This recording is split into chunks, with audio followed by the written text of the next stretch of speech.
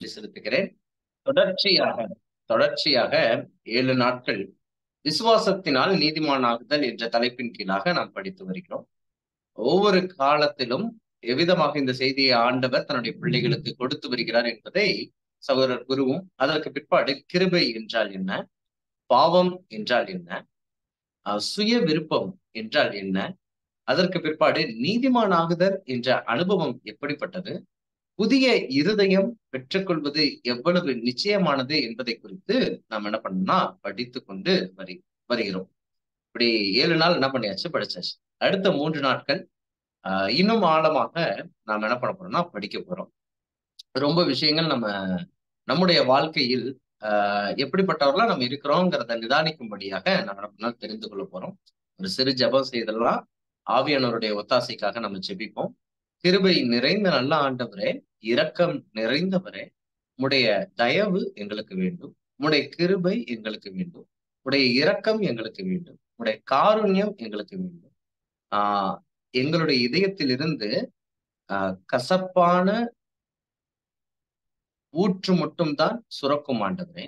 ஆனால் உம்முடைய வார்த்தை எங்கள் இதயத்தை ஜீவ தண்ணீர் கொடுக்கக்கூடியதாக, ஜீவநதி கொடுக்கக்கூடியதாக மாற்றக்கூடியதா இருக்கிறது. நாங்கள் நீதிமான்கள் அல்ல, நீதிமான் ஒருவனாகிலும் இல்லை என்ற தலைப்பின் கீழாக ஆண்டவரே அந்த வசனத்துக்கு இணங்க நாங்களும் இருக்கிறோம். ஆனால் கிறிஸ்துவின் மீது விசுவாசிப்பதினாலே, கிறிஸ்துவின் வார்த்தையை நம்புவதினாலே நாங்கள் நீதிமானாக்கப்பட்டோம் என்று விசுவாசிக்கிறோம். பரலோகத்தின் ஆண்டவர் உம்முடைய வார்த்தையை நம்பி உம்முடைய குமாரனுடைய தியாகத்தின் மீது விசுவாசம் வைத்து ஏறெடுக்கும் ஜெபத்துக்கு பதில் தருகிற தேவன் இப்பொழுது பேசுவதற்கு உதவி செய்ய வேண்டுமாய் எளிமையான வார்த்தைகள், எளிமையான சம்பவங்கள், வாழ்வில் மறக்க முடியாத செய்தியாக இது அமைய கிருபை செய்ய வேண்டுமாய் ஜெபிக்கிறோம் ஆண்டவரே. ஆண்டவரே, விசேஷமாக சகோதரி ஜெனிஃபர் அவங்களுக்காக ஜெபிக்கிறோம். கர்த்தர் அவங்களோடு கூட இருக்கவும், அவங்க செய்ய போகிற அந்த காரியத்தை வாய்க்க பண்ணவும், ஆண்டவரே மற்றவரின் கண்களில் தயவு கிடைக்கவும், அவர்களுக்கு பாதுகாப்பு கிடைப்பதற்கும், வாழ்வின் அடுத்த நிலை அடைவதற்கும், உம்முடைய ரட்சிப்பிற்கு ஏதுவாக இந்த காரியங்களை ஆசீர்வதிக்க வேண்டுமாய் உம்முடைய மகளுக்காக அடியேன் ஜெபிக்கிறேன் ஆண்டவரே. ஆண்டவர் தயவு கூர்ந்து எங்களுடைய ஜெபத்தை கேட்டு மகளுக்கு இரக்கம் காண்பிக்கவும், ரட்சிப்பிற்கு ஏதுவாக இந்த ஆசீர்வாதம் இருக்கும்படியாக ஆசீர்வதிக்க வேண்டுமாயும் ஜெபிக்கிறேன் ஆண்டவரே. தாழ்த்தி இதயத்தை உமக்கு நேராக திருப்பிக்கிறோம். இயேசுவின் நாமத்தினாலே ஜெபிக்கிறோம் நல்ல பிதாவே. ஆமேன், ஆமேன். தேங்க்யூ. இப்போ நாம தொடர்ச்சியாக இந்த நீதிமானாக்கப்படுதல் என்ற காரியத்தை குறித்து படித்து வருகிறோம். சகோதரர் குரு அதனை பற்றி விளக்கமாகவும் தெளிவாகவும் எழுத்து கூறியதை பார்க்க முடியும். இன்றைக்கு இந்த நீதிமானாகுதல் மற்றும் புதிய இருதயம், புதிய விருப்பங்கள், இதை பற்றி அவர் எடுத்தார். ஒண்ணு நீதிமானாகுதல், ஃபர்கிவ்னஸ் ஆஃப் சின். நீதிமானாக்கப்படும் போது நம்முடைய பாவங்கள் எல்லாம் மன்னிக்கப்படுகிறது. அதே நேரத்தில் நமக்கு புதிய விருப்பங்கள், புதிய எண்ணங்கள் தேவனுக்கு நேராக கிடைக்கிறது. அதே நேரத்தில் பாவத்தின் மீதாக வெறுப்பாக இருக்கு. அதாவது எப்படி சொல்லலாம்னா, desire for doing good, hatredness towards evil. அதாவது தீமையின் மீதான வெறுப்பும் நன்மை செய்வதன் மீதான வாஞ்சையும் கிடைக்கக்கூடிய ஒரு புதிய இருதயத்தை ஆண்டவர் கொடுக்கிறார். அதே நேரத்தில் பாவ மன்னிப்பும் கொடுக்கிறார் என்பதை பார்க்கிறோம். இதுதான் நீதிமானாகுதல், அதே நேரத்தில் கிடைக்கக்கூடிய புதிய இருதயம், புதிய ஆவி. இதை புரிந்து கொள்வதற்கான சில உதாரணங்களை இன்றைக்கு நான் உங்களோடு கூட பகிர்ந்து கொள்ள வேண்டும் என்று ஆசைப்படுகிறேன். அந்த உதாரணங்கள் சகோதரர் குரு பேசின வார்த்தைகளுக்கு ஆதாரமாக சேர்க்கும் என்று நான் நம்புறேன். ஒருவேளை இதற்கு முன்பாக 7 செய்திகளை கேட்க தவறி இருந்தால் நீங்கள் தயவாக கேட்பதற்கு யூடியூப் பிளேலிஸ்ட் லிங்க் நமக்கு ஷேர் பண்ணப்படும். அந்த லிங்க் நீங்க பார்க்கலாம். இல்லைன்னா அட்வென்டிஸ்ட் பிரேயர் மினிஸ்ட்ரியில போய் லைவ்ல போய் நீங்க பார்த்தீங்கன்னாலே சகோதரர் குரு மற்றும் அடியேன் பேசின செய்திகள் நீங்க ஒரு 4-5 வீடியோக்கு ஒன்ஸ் நீங்க என்ன பண்ண முடியும்னா பார்த்து தெரிந்து கொள்ள முடியும் என்பதை நான் விசுவாசிக்கிறேன். அதனால நீங்க நேரம் எடுத்து இதெல்லாம் படிங்க. மிகவும் உங்க வாழ்க்கையில இயேசுவை ஏத்துக்கிட்டவங்களுடைய வாழ்க்கை ஒரு எவ்வளவு பெரிய மாற்றத்துக்குள்ள போகும்னு நீங்க பாத்தீங்கன்னா புரிஞ்சுக்குவீங்க. இன்றைக்கும் நம்ம அதை பத்தி என்ன பண்ண போறோம் பார்க்க போறோம். இதை பார்க்கறதுக்கு நீதிமான் ஆகுதல், பாவங்கள் மன்னிக்கப்படுவதும், மற்ற மற்றும் புதிய எண்ணங்கள், புதிய விருப்பங்கள் ஒரு மனிதனுக்குள்ளாக பிறப்பதையும் பற்றி நாம் புரிந்து கொள்ள போகிறோம். இப்போ ஆண்டவர் ஆதாமையும் ஏவாளையும் படைக்கும் போது அவர்கள் பாவமற்ற சரீரத்திலும் பாவமற்ற மனதுடனும் இருந்தார். சின்லெஸ் ஃபிளஷ், சின்லெஸ் மைண்ட், ரெண்டுமே அப்படி இருந்துச்சு. ஆனால் இன்றைக்கு நம்முடைய சரீரம் சின்ஃபுல் ஃபிளஷ், அதாவது பாவமுள்ள ஒரு பாவத்தின் மீதான ஈர்ப்பு கொண்டிருக்கிற ஒரு சரீரமாகும், பாவத்தை விருப்பம் கொள்ளுகிற ஒரு மனதாகவும் இருக்கிறது. இதை எப்படி நம்ம புரிஞ்சுக்கலாம் அப்படின்னா, பாவமற்ற ஒரு சரீரத்திலும் பாவமற்ற ஒரு சிந்தனையோடும் இருந்த ஆதாமும் ஏவாளும் ஆண்டவர் செய்யக்கூடாது என்று சொன்ன அந்த கனியை புசித்ததின் பிற்பாடு அவர்களுடைய சிந்தனை பாவத்தின் மீதான ஈர்ப்பு விசை இருக்கக்கூடிய ஒரு சிந்தனையாக மாறுகிறது. அவர்களுடைய சிந்தனை மட்டுமல்ல, அவர்களுக்கு பிறக்கக்கூடிய பிள்ளைகளாக இந்த பூமியில் பிறக்கக்கூடிய ஒவ்வொரு பிள்ளைகளும் பாவத்தின் மீதான ஈர்ப்பு கொண்டிருக்கிற சுபாவத்தோடு நம்ம பிறக்கிறோம். பாவத்தின் மீதான ஈர்ப்பு கொண்டிருக்கிற சுபாவத்தோடு பிறக்கிறோம். இப்படியாக நாம் பாவத்தின் மீதான ஈர்ப்பு கொண்டிருக்கிற சுபாவத்தோடு பிறக்கிறதுனால நமக்கு முன்பாக நன்மை தீமை என்று 2 விருப்பங்கள் வைக்கப்பட்டால், சாய்ஸ் வைக்கப்பட்டா, it is easy for us to choose the evil. தீமையை தேர்ந்தெடுப்பது நமக்கு மிகவும் எளிய காரியமாக இருக்கும். ஏன்னா நம்முடைய சிந்தை பாவத்தின் மீதான ஈர்ப்பு கொண்டிருக்கிறதா இருக்கு. இப்போ இந்த விஷயத்த நமக்கு பாவத்தின் மீதான ஈர்ப்பு இருக்கக்கூடாது, நன்மையின் மீதானத ஈர்ப்பு இருக்கணும், பாவத்தின் மீதான ஒரு வெறுப்பு இருக்கணும். அதாவது இதை எப்படி சொல்லணும் அப்படின்னா, பொதுவா பாத்தீங்க அப்படின்னா உடம்பு சுகம் இல்லாம இருக்கும்போது, ஸ்பெஷலா சிக்கன் பாக்ஸ், மம்ஸ் இந்த மாதிரி வரும்போது பாத்தீங்கன்னா நீம் ட்ரீ, அதாவது வேப்ப மரத்துல இருந்து வேப்ப இலைய என்ன பண்ணுவாங்கன்னா அதை கசக்கி சாரா பிழிஞ்சு குடிக்க சொல்லுவாங்க. அது ரொம்ப கசப்பா இருக்கும், ஆனா உடம்புக்கு நல்லது. அந்த கசப்பு பிடிக்காது. இப்படிதான் நமக்கு நல்லது நமக்கு என்ன பண்ண மாட்டேதுன்னா நேச்சுரலா சுபாவமா பிடிக்க மாட்டேது. ஆனா இப்ப பாருங்க, ஒரு சுகர் பேஷண்டா நான் இருக்கிறேன். ஒருவேளை வேப்பஞ்சாறு கசப்பா இருக்குது, ஆனா உடம்புக்கு நல்லது, ஆனா இது எனக்கு பிடிக்கல. ஆனா ஒருவேளை மஸ்கோத் அல்வா, இல்ல ஒருவேளை ஒரு பாதுஷா, இல்ல ஒரு காஜு கத்லி, இந்த மாதிரியான ஸ்வீட் பாத்தீங்க அப்படின்னா அது ரொம்ப டிசைரபிளா இருக்கு, ரொம்ப வாஞ்சையா இருக்குது. ஆனா அதை எடுத்தா என் உடலுக்கு கேடு. அப்ப தீமை ரொம்ப இஷ்டமா இருக்கு மனசுக்கு, நன்மை ரொம்ப கசப்பா இருக்கு. அப்ப இயேசுவை ஏத்துக்கும் போது ஒரு மனிதன் தான் செய்த பாவங்கள் மட்டும் மன்னிக்கப்படல. அதாவது நாம் செய்த பாவங்கள் எல்லாத்தையுமே என்ன பண்ணலாம் அப்படின்னா ஒரு நோட்டு போட்டு எழுதலாம். அப்படின்னா எத்தனை நோட்டு போட்டு எழுதுவீங்க? நான் சிந்திக்கிறேன், உலகத்தில் மிகப்பெரிய லைப்ரரிலாம் இருக்கு. ரொம்ப மிகப்பெரிய லைப்ரரிலாம் ஒவ்வொரு இடத்துலயும் இருக்கு. சாதாரணமா ஒரு மினி லைப்ரரியா நம்ம ஒருவேளை கல்லூரியில் படிக்கக்கூடிய, பள்ளியில் படிக்கக்கூடிய ஒரு சிறிய லைப்ரரியாவது நம்ம எடுத்துக்கலாமே.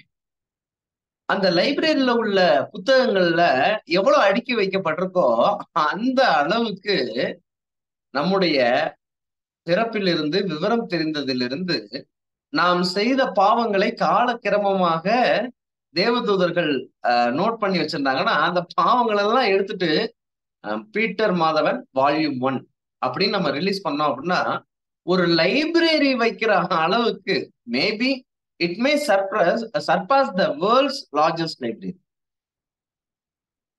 உலகத்தின் மிகவும் பிரம்மாண்டமான நூலகத்தை விட நம் பாவத்தின் புத்தக வெளியீடு என்னவா இருக்கும் அப்படின்னா வால்யூமா இருக்கும்.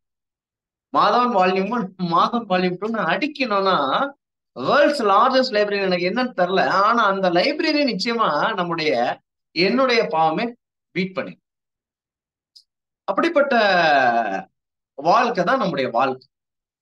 அப்ப இயேசு நீதிமானாக்கப்படும் போது என்ன செய்யறாரு அப்படின்னு எளிமையா புரிந்து கொள்ளணும் அப்படின்னா, என்னுடைய பாவ வாழ்க்கையின் பதிப்புகள் எல்லாத்தையும், அதாவது அதனுடைய ரெக்கார்டட் வெர்ஷன் எல்லாத்தையுமே அந்த லைப்ரரியவே என்ன பண்ணிடுறாரு அப்படின்னா காணமாக்கிறாரு. That is forgiveness of sin. ஆண்டவர் என்னை பற்றி பாவ குறிப்புகள் இருக்கக்கூடிய எல்லா புத்தகங்களையும், எல்லா பக்கங்களையும் அவர் என்ன பண்றாருன்னா இஸ் கம்ப்ளீட்லி எரேசிங். எல்லாத்தையும் என்ன பண்றாருன்னா நீக்கிறாரு. ஒருவேளை அவர் கடலுக்கு ஆழத்துல போய் அந்த லைப்ரரியை தூக்கி போட்டுறாரு. ஒருவேளை ஒருவேளை இல்ல, நிச்சயமா செய்யறார். நம்பிக்கை, நான் அவரை விசுவாசிக்கும் போது கடலின் ஆழத்தில் போய் போட்டு விடுகிறார். யார் தேடினாலும் கிடைக்காது. கிழக்குக்கும் மேற்குக்கும் அதை ஒளித்து வைத்து விடுகிறார். அது யார் தேடினாலும் கிடைக்காது. அப்படி என்றால் என் பாவ வாழ்க்கையின் எல்லா பதிப்புகளையும், எல்லா சுவடுகளையும், எல்லா கல்வெட்டுகளையும் அவர் அழித்து விடுகிறார். This is forgiveness of sin. ஒரு பக்கம் ஃபர்கிவ்னஸ் ஆஃப் சின் நமக்கு கிடைக்கும், பாவ மன்னிப்பு கிடைக்கும். அதே நேரத்தில் ஆண்டவர் நமக்கு கொடுக்கக்கூடிய மற்றொரு பரிசு என்னவென்றால், நம்முடைய சுபாவம் பாவ மன்னிப்பு மட்டும் பெற்றால் போதுமா என்றால் இல்லை, மறுபடியும் அந்த கிடைக்கப்பட்ட புதிய பக்கத்தில் அழகா எழுதுவதற்கான பலன் இருக்கிறதா என்றால் என்னில் பலன் ஒன்றும் இல்லை தேவா என்று சொல்லும்படியாகத்தான் நமக்கு. We don't have the strength to start a new life with our own strength. ஒரு புதிய வாழ்க்கையை புதிய பக்கத்தில் அழகாக ஆரம்பிப்பதற்கான புதிய பலன் நம்ம இடத்தில் இல்லை.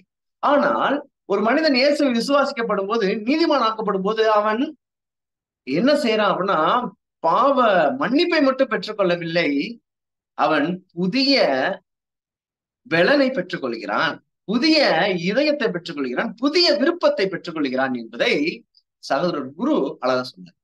இதற்கான ஒரு அழகான வசனம், இந்த விஷயத்தை அடிப்படையாக கொண்ட ஒரு வாக்குத்தத்த வசனத்தை வாசித்து இன்றைக்கான இந்த பாயிண்ட புரிஞ்சுக்கிறதுக்கான சில உதாரணங்களை வேதத்திலிருந்து நம்ம பார்க்கணும். இந்த விஷயத்த பாக்குறதுக்கு ஆதியாகமம் 3வது அதிகாரம் வாங்க. தி வெரி ஃபர்ஸ்ட் ப்ராமிஸ், 3வது அதிகாரம் 15ஆம் வாக்கியம். உனக்கும் ஸ்திரீக்கும் உன் வித்துக்கும் அவள் வித்துக்கும் பகை உண்டாக்குவேன். அவர் உன் தலையை நசுக்குவார், நீ அவர் குதிங்காலை நசுக்குவாய். ஆண்டவர் சொல்ற the very first promise என்ன சொல்றாரு? உனக்கும் ஸ்திரீக்கும் உன் வித்துக்கும் அவள் வித்துக்கும் பகை உண்டாக்குவேன். அப்படின்னா என்னன்னா, சாத்தான் ஏவாளை வஞ்சிக்கும் போது ஏவாள் அந்த புசிக்க கூடாது என்ற சொன்ன அந்த கனியை புசிப்பதற்கு முன்பதாகவே அது பார்வைக்கு எப்படி இருந்ததா? பார்வைக்கு அழகும் புசிப்புக்கு நல்லதுமாக இருந்தது. அவங்க இன்னும் டேஸ்டே பண்ணல.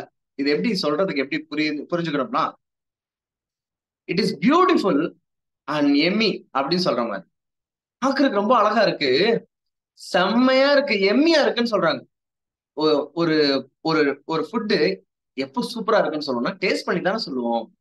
ஆனா இவங்க டேஸ்ட் பண்றதுக்கு முன்னாடி என்ன சொல்றாங்கன்னா, செம்ம டேஸ்டா இருக்கும் அப்படின்னு சொல்றாங்க. அப்படின்னா அந்த அளவுக்கு அந்த பழத்தின் மீதான ஈர்ப்பை அவன் ஏற்படுத்தி விட்டான். அப்படின்னா இந்த பாவம் செய்வதற்கான காரணம் என்ன?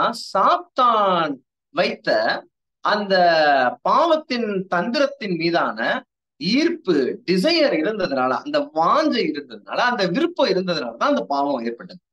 அப்ப ஆண்டவர் என்ன சொல்றாருன்னா,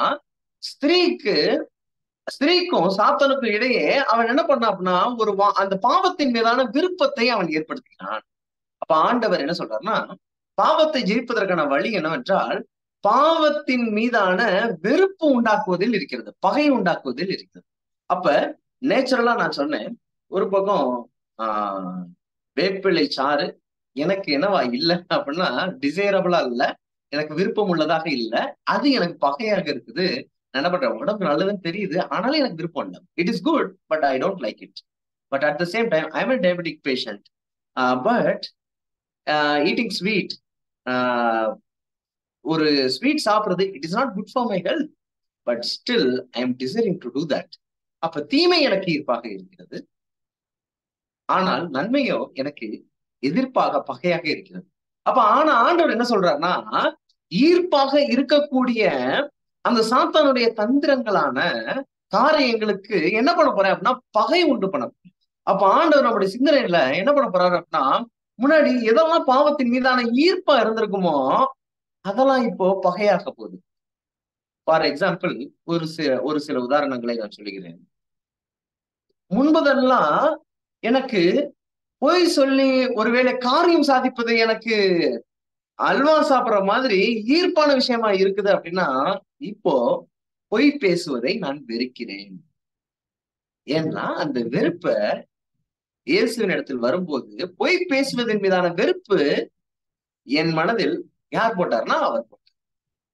எனக்கு நேச்சுரலா எதுதான் வரும் அப்படின்னா, ஸ்பான்டேனியஸா ஒரு சிலருக்கு காரியம் சாதிப்பதற்காக என்னதான் சொல்லுவாங்கன்னா, அவங்க பொய் பேசுறேன்னு கண்டுபிடிக்காத அளவுக்கு என்ன பண்ணுவாங்க, தந்திரமா பேசுவாங்க. அதுவும் மார்க்கெட்டிங் பண்ணக்கூடிய அநேகர் தங்கள் அந்த பொருட்களை விற்பதற்காக, அநேக பொருட்களை விற்பதற்காக இல்லாத காரியங்கள் எல்லாம் நம்பகத்தன்மையா என்ன பண்ணுவாங்கன்னா பொய் பேசுவாங்க.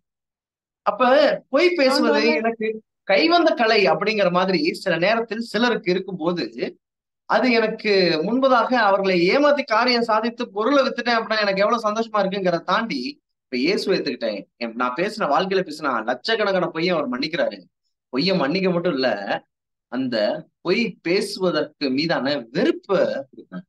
ஆனா இப்படி பொய் பேசுறேன். அந்த ஹேட்டர்னஸ் யார் போடுறதுன்னா அவர் போடுறது. சரிங்களா? இதுக்கு மட்டும்தானா அப்படின்னா இல்ல.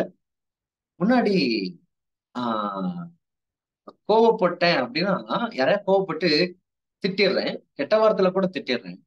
அப்படி திட்டினா நான் ஏன் திட்டினேன் தெரியுமா? நான் அன்புனால செஞ்சேன். இல்ல ஏதோ ஒரு விஷயம் நியாயப்படுத்திட்டே இருக்கேன் அப்படின்னா, இப்போ எனக்கு என்ன தோணுது அப்படின்னா, இயேசுவை ஏற்றுக்கொண்ட பிற்பாடு நான் இவ்விதமாக நடந்து விட்டது எனக்கு பிடிக்கலன்னு அந்த செயலின் மீது எனக்கு சுபாவம் நேச்சுரலா வரக்கூடியது அதான்.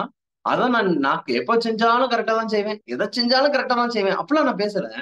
இப்போ எனக்கு நான் என்னுடைய சுபாவத்தின் மீதாகவே என்னுடைய சுபாவம் தவறாக இருக்கும்போது என் சுபாவத்தின் மீது என்ன வருது அப்படின்னா வெறுப்பு வருது, பகை வருது.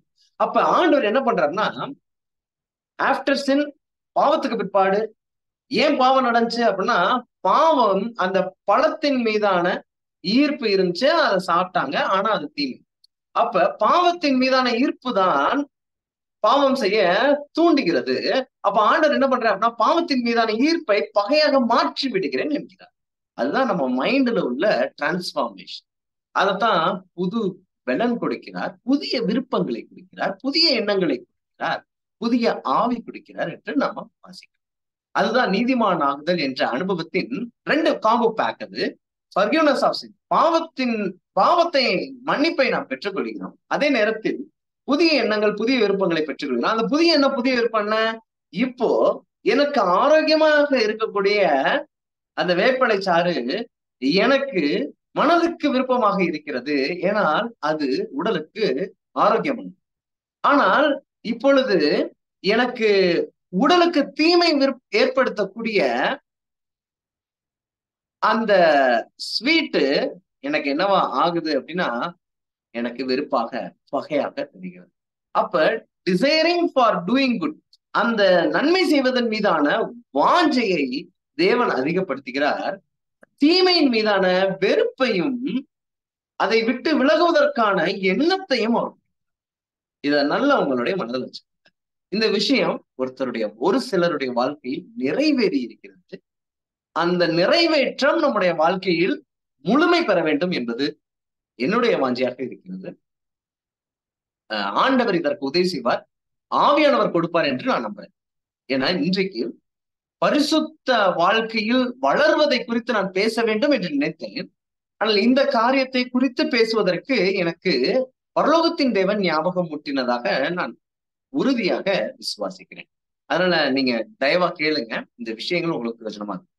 இப்போ நான் சொன்ன மாதிரி ஒரு பக்கம் நாம் செய்த பாவத்தின் மீதான மன்னிப்பும், நம்முடைய சிந்தனையில் ஏற்பட புதிய இருதயத்தில் நமக்கு புதிய இருதயம் கொடுக்கப்படுவதையும், புதிய எண்ணங்கள் கொடுக்கப்படுவதையும் பற்றி நான் என்ன பண்ண போறேன்னா ஒரு சம்பவம் படிக்கிறேன். இந்த சம்பவம் நான் உங்களுக்கு என்ன சொல்லும் அப்படின்னா, நான் சொன்ன விஷயத்த ரொம்ப அழகாக விவரிக்கும்.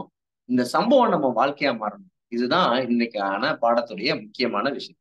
இதை தெரிஞ்சுக்கிறதுக்கு நம்ம என்ன படிக்கலாம்னா, 2 ராஜாக்கள் 5ஆம் அதிகாரம் வாங்க. மேபி ஒரு வெல் நோன் பேசேஜா இருக்கலாம். ஆனா இந்த கண்ணாடி போட்டு நம்ம பார்க்கக்கூடிய ஒரு கண்ணாடி போட்டு நம்ம என்ன பண்ண போறோம்னா, இந்த கண்ணோட்டத்தோட நம்ம பார்க்கணும். 2 ராஜாக்கள் 5ஆம் அதிகாரம். சரிங்களா? இந்த 2 ராஜாக்கள் 5ஆம் அதிகாரம் எனக்கு உதவி செய்யும்படியா 1வது வசனத்தை யாராவது வாசித்தீங்கன்னா நல்லா இருக்கும். அப்படி இல்லாத பட்சத்துக்கு நான் வாசிக்கிறேன். 1வது வசனம்.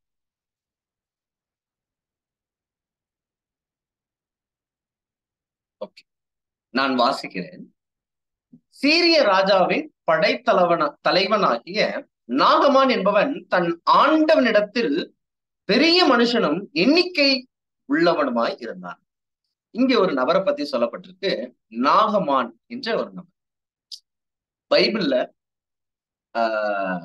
ஒரு மிகவும் முக்கியமாக சில நபர்களோடு நம்ம என்ன பண்ணிக்கலாம் அப்படின்னா, என்னுடைய வாழ்க்கையும் இவருடைய வாழ்க்கையும் ஒத்து போகிறது அப்படின்னு சொல்லும்படியாக சில நபர்கள் இருப்பாங்க.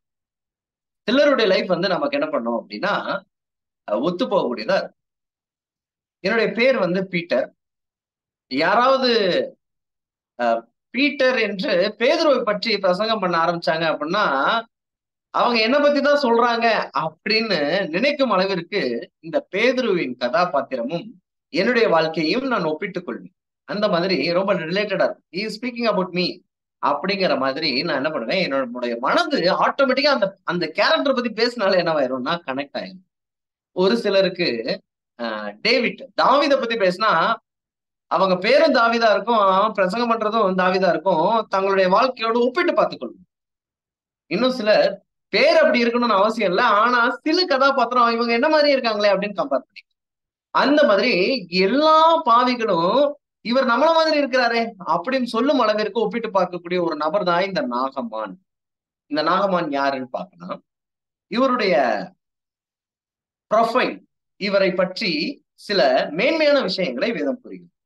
சீரிய ராஜாவின் படை தலைவன் என்ற போஸ்டிங்க பார்க்கணும். படைத்தலைவன். ஒருவேளை இப்போ பாத்தீங்க அப்படின்னா கப்பற்படை, விமானப்படை அப்படின்னு சொல்லிட்டு முப்படை தளபதிகள் என்று 3 படைகள் இந்திய நாட்டை காக்கக்கூடிய தளபதிகள் இருக்கிறாங்க, படைகள் இருக்கிறது. அப்ப இந்த படைகள் இருப்பது போல, கப்பல் படைக்கு ஒரு தளபதி இருப்பது போல, விமானப்படைக்கு ஒரு தளபதி இருப்பது போல, அந்த சீரிய நாட்டின் போர் வீரர்களுக்கு, போர் சேவகர்களுக்கான ஒரு தளபதி, படை தலைவன் யாரு அப்படின்னா இந்த நாகமான். Is an extreme high position. ஒரு மிகவும் உச்ச நிலையில் ராஜாவுக்கு அடுத்து இருக்கக்கூடிய ஒரு நபர். சரிங்களா? ராஜாவுக்கு அடுத்து இருக்கக்கூடிய நபர் என்பதை காட்டிலும் ராஜாவுக்கு சமமானவர் என்று கூட சொல்லலாம். எப்படின்னு நான் சொல்றேன். தன் ஆண்டவனிடத்தில் பெரிய மனுஷனும் எண்ணிக்கை உள்ளவனுமாய் இருந்தான். கவனிங்க, அநேகருக்கு இன்னைக்கு இந்திய நாட்டின் படை தளபதி யாரு அப்படின்னு சொல்லி கேட்டா ரொம்ப தெரியாது. ஆனா இந்த மனிதன் எண்ணிக்கை உள்ளவனுமாய் இருந்தான் அப்படின்னா he is a man of influence. செல்வாக்கு நிறைந்த ஒரு மனிதனாக இருந்தான். அவன் உயர்ந்த பதவியில் இருந்தான், செல்வாக்கு நிறைந்தவனாக இருந்தான். அந்த ஊரில் இந்த மனிதனை பற்றி தெரியாத நபர்களே இல்லை என்று சொல்லும் அளவிற்கு இந்த மனிதன் மிகவும் பிரசித்த பெற்ற ஒரு மனிதன், மேன் ஆஃப் பிரைஸ். அநேகருடைய புகழுக்கு சொந்தக்காரனான மனிதன். படைத்தலைவன் என்று சொன்னேன், செல்வாக்கு நிறைந்தவன் என்று சொன்னேன், புகழுக்கு சொந்தக்காரன் என்று சொன்னேன். இப்படியாக அந்த மனிதன் மிகவும் நிறைவுள்ள வாழ்க்கை வாழ்ந்தான். சரி, இவனுடைய செய்யக்கூடிய வேலையில் இவன் எப்படிப்பட்டவன் என்று பார்ப்போம். அவனை கொண்டு கர்த்தர் சீரியாவுக்கு ரட்சிப்பை கட்டளையிட்டார், மகாபராக்கிரமசாலி என்று சொன்னார். மகாபராக்கிரமசாலி என்னெல்லாம் இவருக்கு கொடுக்கலாம் அப்படின்னா, என்னங்க, ஜாப்ல உயர்ந்த பதவியில இருக்கிறாரு, செல்வாக்கு நிறைந்த நபர். இவர் போனாலும் பேட்டில் என்ன பண்றாருன்னா வெற்றி பெற்றாரு.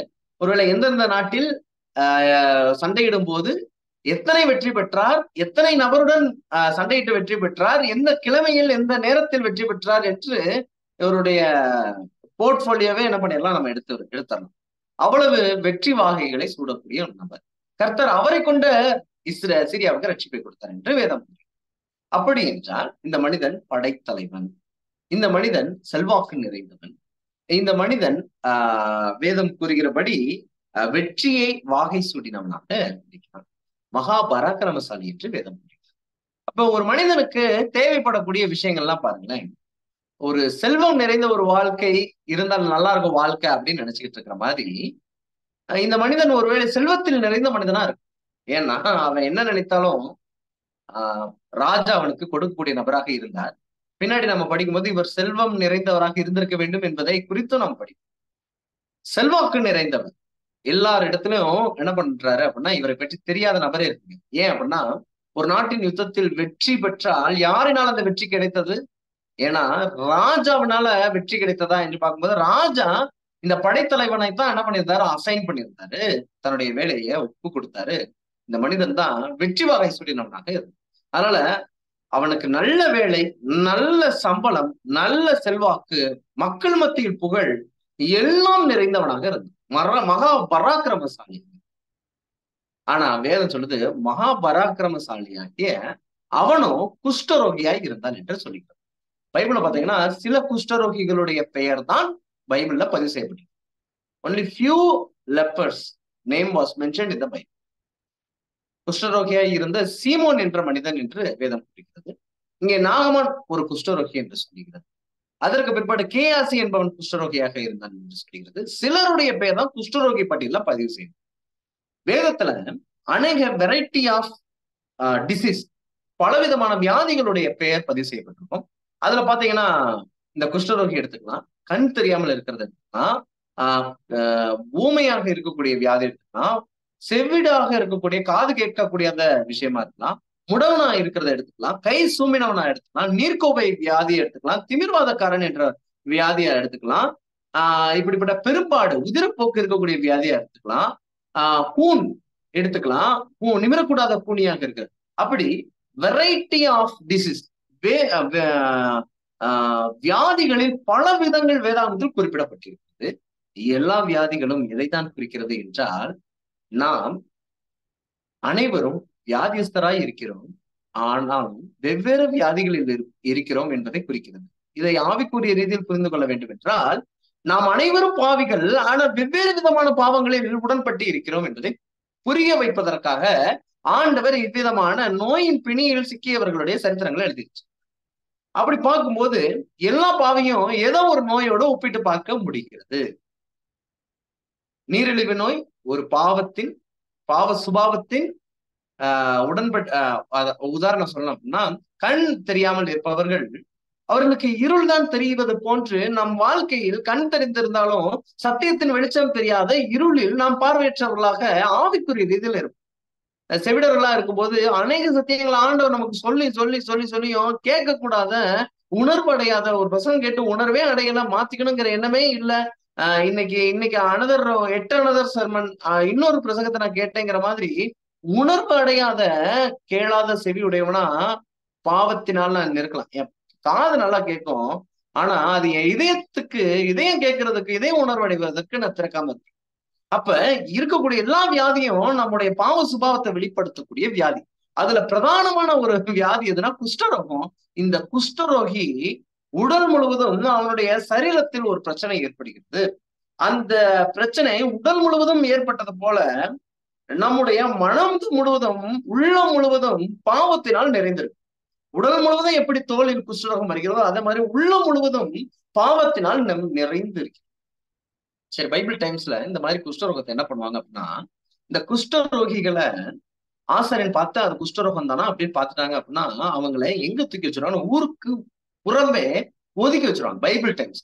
ஆனா இந்த மனிதன் ஒரு புறஜாதி, ஆனால் இஸ்ரவேலருக்குள்ளாக நடக்கக்கூடிய ஒரு கலாச்சாரத்தை சொல்லுவோம். அப்ப இந்த மனிதன் ஆசரிப்பு கூடாரத்திலிருந்து அந்த பாளையம் இருக்கக்கூடிய இஸ்ரவேலர்களுடைய வாசஸ்தலத்திலிருந்து புறம்பே தள்ளப்படுவார். அப்படின்னா ஆசரிப்பு கூடாரத்தில் ஆண்டவர் இருக்கிறார். ஆண்டவர் இருக்கும் இடத்திலிருந்து மிக தூரத்தில் இருக்கக்கூடிய ஒரு நபர் யாருன்னா இந்த குஷ்டரோகம். குஷ்டரோகம் அப்படிங்கிறது he keeps himself far from God because of his disease, because of his leprosy.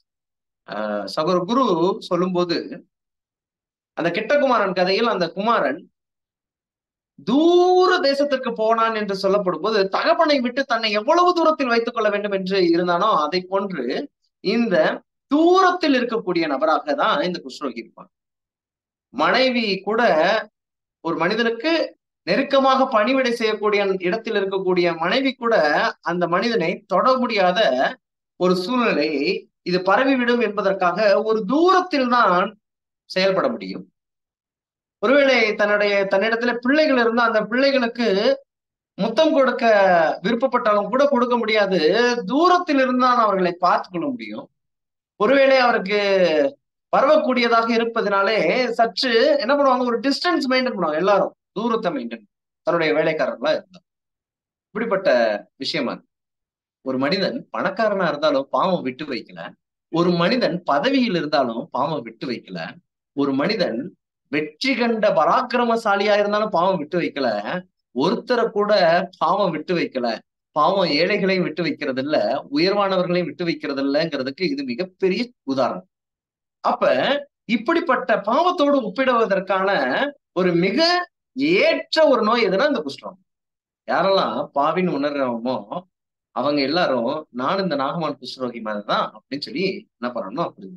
இந்த மனிதனுக்கான தீர்வு என்ன இருக்கு அப்படின்னா, இந்த நாகமான் வீட்டு சிறுபெண் ஒரு பெண் இருக்கிறார். அந்த சிறுபெண் சமாரியாவில் உள்ள எலிசாவின் இடத்தில் போனால் சுகம் கிடைக்கும் என்று சொல்கிறார். இந்த செய்தியை அந்த நாட்டின் சீரிய நாட்டின் ராஜாவின் இடத்தில் நாகமான் சொல்கிறார். உடனே நாகமான் அந்த ராஜாவின் இடத்தில் ஒரு கடிதத்தை பெற்றுக்கொண்டு சமாரியா நோக்கி பயணிக்கிறார். என்ன கையில கொண்டு போறாருங்கிறத பார்ப்போம். பார்க்கும்போது அவர் எவ்வளவு செல்வம் நிறைந்தவராக இருக்கணுங்கிறத புரிஞ்சுக்கணும். கவனிங்க. 2 ராஜாக்கள் 5ஆம் அதிகாரம் 5ஆம் வாக்கியம் வாசிக்கிறேன். அப்பொழுது சீரிய ராஜா, நல்லது, போகலாம், இஸ்ரவேலின் ராஜாவுக்கு நிருபம் தருகிறேன் என்றான். அப்படியே அவன் தன் கையிலே 10 தாலந்து வெள்ளியையும் 6000 சேக்கல் நிறைய பொன்னையும் 10 மாற்று வஸ்திரங்களையும் எடுத்துக்கொண்டு போய் 1000 சேக்கல் தங்கம், அது ரொம்ப பெரிய அமௌண்ட் தான் 1000 சேக்கல். 10 தாளந்து வெள்ளி, ஒரு தாளந்துங்கிறது 36 கிலோ அப்படின்னு சொல்லுவாங்க. 36 கிலோ 10 தாளந்துனா கிட்டத்தட்ட 360 கிலோ வெள்ளின்னு வச்சுக்கோங்க. அவ்வளவு வெள்ளி. எவ்வளவு வெள்ளியை அவங்க கேரி பண்ணிட்டு போயிருப்பாங்கல்ல. அப்ப அவ்வளவு வெள்ளி. ஒருவேளை அவர் என்ன நினைச்சிட்டாருன்னா, இந்த நோயை தீர்ப்பதற்கான எவ்வளவு பணம்னாலும் கொடுத்து செயல்படலாம் அப்படின்னு தான் முடிவு பண்ணிட்டார். சில ஹாஸ்பிட்டல்ஸ் எல்லாம் நீங்க பாத்தீங்க அப்படின்னா, கேன்சர் இன்னும் சில வியாதிகள்லாம் ட்ரீட் பண்ணணும் அப்படின்னா லட்சங்கள்ல தான் நம்ம கொடுக்கணும். 10 லட்சம் 20 லட்சம் செலவு பண்ணாலும் அந்த உயிரை காப்பாற்றுவது என்பது கடினமான விஷயமா இருக்கத்தான் செய்யுது. சரிங்களா? அந்த மாதிரி இவரு 360 கிலோ வெள்ளியை தூக்கிட்டு போறாரு. 1000 சேக்கல் தங்கத்தை எடுத்துட்டு போறாரு. Sufficient amount of money. ஆனாலும் அவருக்கு சுகம் இல்லை. பணத்தினால் பாவத்தின் பிரச்சனையை தீர்க்க முடியாது. தன்னுடைய செல்வாக்கினால் பாவத்தின் பிரச்சனையை தீர்க்க முடியாது. நம்முடைய புகழினால் பாவத்தின் பிரச்சனையை தீர்க்க முடியாது. நம்முடைய சுய பலத்தினாலும் பாவத்தின் பிரச்சனையை தீர்க்க முடியாது. அதற்கு உதாரணமாக இந்த மனிதனுடைய பிரச்சனைக்கான தீர்வு, இந்த மனிதன் எலிசாவை போய் சந்திக்க வேண்டும். இவன் போய் ராஜாவை பார்க்கிறான். ராஜா அவனிடத்தில் நிருபத்தை தருகிறான். நிருபத்தை பார்த்து ராஜா என்ன சொல்றாருன்னா, என்னால தீர்க்க முடியாது. இந்த சீரிய நாட்டு ராஜா என்கிட்ட குற்றம் கண்டுபிடிப்பதற்காக என்ன பண்றாருன்னா இப்படியா செயல்படுறாருன்னு சொல்லிட்டு வஸ்திரத்தை கிழித்துக் கொள்கிறார். உடனே எலிசா என்ன பண்றாருன்னா, ஏய் அவரை என்கிட்ட அனுப்புப்பா, நீ எதுக்கு வஸ்திரத்தை கிழிச்சுக்கன்னு சொல்லிட்டு எலிசாட்ட அனுப்புறாங்க. இப்ப எலிசாட்ட போறாங்க. இப்ப எலிசா ஒரு டாக்டர்னு வச்சுக்கோங்க. டாக்டர் இவர் ரூம்குள்ள இருக்கிறாரு. நாகமான் பார்க்க வர்றாரு. இப்ப கவனிப்போம். அப்படியே நாகமான் தன் குதிரைகளோடும் தன் ரதங்களோடும் வந்து எலிசாவின் வாசற்படியில் நின்றார். இந்த வாசப்படியில நிக்கிறார்.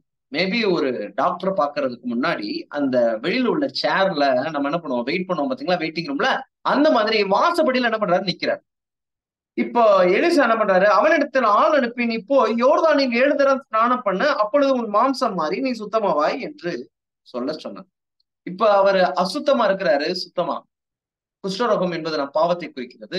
இதற்கான தீர்வு எலிசாட்ட தான் இருக்கு. எலிசாட்ட போறாரு. வாசப்படியில நிக்கிறார். வாசப்படியில நின்ன உடனே எலிசா என்ன பண்ணல அப்படின்னா, ஓடி வந்து, படைத்தளபதி வந்திருக்கிறாரு, சீரிய நாட்டு படைத்தளபதி, எத்தனை வெற்றி பெற்றவரு, எவ்வளவு புகழ் பெற்றவருன்னு வரல. தன்னுடைய வேலையாளர் தான் அனுப்புறாரு. மேபி கெயாசி என்ன பண்ணிருப்பாரு, அவரை பார்த்திருப்பாரு. அவர் சொல்றாரு, யோர்தான்ல போய் 7 தடவை ஸ்நானம் பண்ணு, நீ சுத்தமாவ, உன் மாம்சம் மாறிடும் சொல்றாரு. இவருக்கு ஒரே ஆச்சரியம், என்னடா நான் எவ்வளவு பெரிய ஆளுன்னு தெரியுமா, நான் இங்க வந்திருக்கிறேன், என்ன வாசல்ல நிக்கிறேன், அட்டெண்டர் அனுப்பி என்கிட்ட பேசிக்கிட்டு இருக்காரு, அவர் பேசணும். ஆனா என்னை இப்படி ட்ரீட் பண்றாருன்னு சொல்லிட்டு அவர் நினைக்கிறாரு. இப்ப கவனிங்க. அதற்கு நாகமான் கடும் கோபம் கொண்டு புறப்பட்டு போய், கடும் கோபம்னா கெட்ட கோபம் வந்துச்சு. யார் மேல? எலிசா மேல. அப்ப இந்த குஷ்டரோகம் இருக்கும்போது இட் ரெப்ரசன்ட் அவர் சின்ஃபுல்னஸ். இந்த குஷ்டரோகம் நம்முடைய சின்ஃபுல்னஸ் வெளிப்படுத்துது. இப்போ டிசைர் ஆஃப் த ஹார்ட், நம்முடைய இதயத்தின் எண்ணங்கள் எப்படின்னா, எலிசா மேல கடும் கோபம், வெறுப்பு தான் இருக்கு. கடும் கோபம் கொண்டார். எலிசாவை பிடிக்கல. இந்த ஊர்லயே, இந்த உலகத்திலே அவர் பிடிக்காத ஒரு நபர் யாருன்னா எலிசா. ஏன் அப்படின்னா, அவரை மதிக்கப்பட இடத்தில் அவர் என்ன பண்ணலன்னா ட்ரீட் பண்ணல, வந்து பார்க்கல.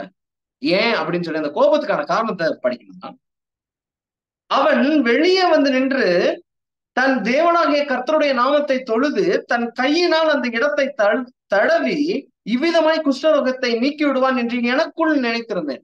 நான் என்ன மாதிரி நினைச்சிருந்தேன் அப்படின்னா, வெளியில வருவாரு, தேவனுடைய நாமத்தை சொல்லுவாரு, ஒரு பாடி மசாஜ் பண்ணுவாரு, ஒரு ஆயில் மசாஜ் பண்ணுவாரு, எங்கெல்லாம் குஷ்டரோகம் இருக்குதோ அதெல்லாம் சுகமடைஞ்சிரும் அப்படின்னு நான் நினைச்சுக்கிட்டு இருந்தேன். இந்த மனுஷன் என்ன பார்க்க வரல, he didn't respect me, எனக்கு அவரை பிடிக்கலன்னு சொல்லிட்டு கடும் கோபம் யார் மேலன்னா எலிசா மேல. Hatredness towards Elisha. எலிசாவை பிடிக்கல, அவர் மேல வெறுப்பு தான் இருக்கு. எலிசாவின் மீது பகை இருக்கிறது. குஷ்டரோகம் இருக்குது, எலிசாவின் மீது பகை இருக்கு. நல்ல மனசு வச்சு, நான் ஸ்நானம் பண்ணி சுத்தமாகிறதற்கு இஸ்ரவேலின் தண்ணீர்கள் எல்லாவற்றை பார்க்கிறோம் தமஸ்குவின் நதிகளாகிய ஆப்னாவும் பர்பாரும் நல்லதல்லவா என்று சொல்லி உக்கிரத்தோட தெரிவிக்கும். அப்ப என்னடா, ஒரு குளத்தா யோர்தான் நதி, அதெல்லாம் நதியா? கலங்கின தண்ணியோட, அது கொஞ்சம் மட்டி ரிவரா, கலங்கின தண்ணியோட இருக்கும். இதை விட ஆப்னாரும் பர்பாரும் சூப்பரா இருக்கக்கூடிய, கிறிஸ்டல் கிளியரா இருக்கக்கூடிய, டேஸ்டா இருக்கக்கூடிய, தண்ணிகள் ஓடக்கூடிய நல்ல நதிகளாக இருந்ததே, அதுல நான் பண்ணிருக்க மாட்டேன். இதெல்லாம் ஒரு விஷயமான்னு சொல்லிட்டு சொல்றாரு. அப்ப நீங்க பாருங்க, குஷ்டரோகம் இருக்குது. இந்த குஷ்டரோகம் எலிசா மேல அன்பு இருக்குதா அப்படின்னா, எலிசா மேல ஹேட்ரட், கடும் கோபம் இருக்கு, உக்கிரம் இருக்குது. இன்னொரு வார்த்தை உக்கிரம்னு போயிடுச்சு. உக்கிரம் இருக்கு, கடும் கோபம், உக்கிரம். அண்ட் டோன்ட் ஹேவ் ஃபெய்த், விசுவாசம் இல்லை. இதெல்லாம் நடக்குமா? அந்த குளத்துல குளிக்க மாட்டேங்க, அந்த குளத்துல தண்ணி இல்லையா? நானும் குளிக்க மாட்டேனா? No faith, hatredness towards Elisha and filled with leprosy. நமக்கும் விசுவாசம் இல்லை.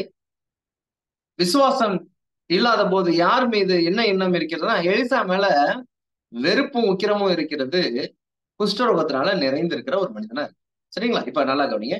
இப்போ இந்த விஷயத்த நம்ம மனசுல வச்சு, இப்போ ஒரு விஷயம், அவருக்கு ஒருத்தர் உதவுறாரு. அது என்ன சொல்றாருன்னு பார்க்கலாம். சொல்லி இந்த பகுதியில இருந்து சொல்ல ஒரு விஷயத்த நான் சுருக்கமா சொல்லணும்னு ஆசை. அவன் ஊழியக்காரர் சமீபத்தில் வந்து அவனை நோக்கி, தகப்பனே, அந்த தீர்க்கதரிசி ஒரு பெரிய காரியத்தை செய்ய உமக்கு சொல்லி இருந்தால் அதை நீர் செய்வீர் அல்லவா? ஸ்நானம் பண்ணும் போது அப்பொழுது சுத்தமாவீர் என்று அவர் உம்மோட சொல்லும் போது அதை செய்ய வேண்டியது எத்தனை அதிகம் என்று சொன்னார்கள். அப்பொழுது அவன் இறங்கி தேவனுடைய மனுஷன் வார்த்தையின்படி, இப்ப கவனிங்க, மத்தவங்க சொல்றாங்க, ஐயா பெரிய காரியம் சொன்னா செஞ்சிருப்பீங்க. இவர்கிட்ட என்ன சொல்லிருக்கணும் அப்படின்னா, அவன் குஷ்டரோகம் நீங்கணுமா, ஒரு 1000 தலையை வெட்டி கொண்டு வானா கொண்டு வந்திருப்பார். ஒரு 7 நாடுகளை பிடித்து கொண்டு வானா பிடித்துட்டு வந்துருவார். ஏன்னா அவர் தன்னுடைய பலத்தினால் ஏதாவது சாதிக்கணும்னு ஆசை. தன்னுடைய பலத்தினால் ஏதாவது செய்யும்படியா ஏதாவது டாஸ்க் கொடுங்க, நான் செஞ்சிருப்பேன் அப்படிங்கிற மாதிரி சொல்றேன். அவருக்கு உன்னோட சுயபலம் எல்லாம் வேணாம், இயேசுவை நம்பினா, எலிசாவை நம்பினா போதும் அப்படிங்கிற விஷயம் ரொம்ப ஆச்சரியமா தான் இருக்குது. சொல்றாங்க, பெரிய காரியம் சொன்னா செஞ்சிருப்பீங்களே, சாதாரண விஷயம் தானே சொன்னாங்க, செய்யுங்க, ட்ரை பண்ணுங்க, ட்ரை எலிஷா அப்படின்னு சொல்றாங்க. இவர் உடனே போறாரு, யோர்தான் நதியில என்ன பண்றாருன்னா இறங்குறாரு.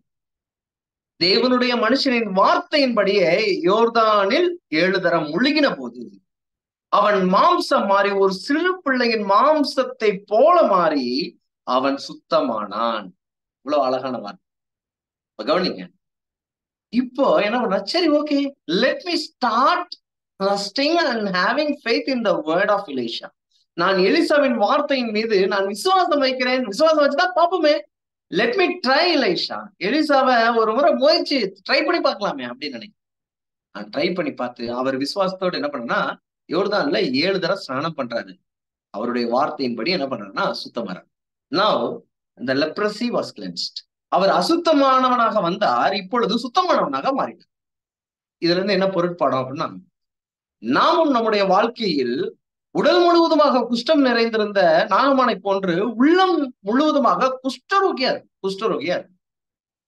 அப்ப இந்த குஷ்டரோகியா இருக்கும்போது இயேசு நம்முடைய வாழ்க்கையில எவ்வளவு அகோரமா குஷ்டரோகியா நாம இருந்தாலும் நம்மளுடைய எல்லா குஷ்டரோகங்களையும் நீக்கக்கூடியவரா இருக்கிறாரு அப்படின்னு சொல்லப்படும் அந்த வார்த்தை நமக்கு அநேக நேரத்தில் விசுவாசத்திற்கு ஏற்றதாக இல்லை.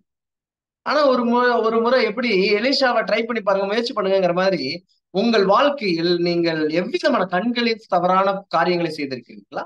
உங்களுடைய அவயங்களில் தவறான காரியங்களை செய்திருக்கா? உங்க சிந்தனையில தவறான காரியங்களை செஞ்சிருக்கிறீங்களா? உங்க பாவம் குஷ்டரோகம் மாதிரி இருந்தாலும் இயேசு ஒரு முறை முயற்சித்து பாருங்க. Try Jesus. Start trusting in his word. அவர் வார்த்தையின்படி விசுவாசிச்சு பாருங்க.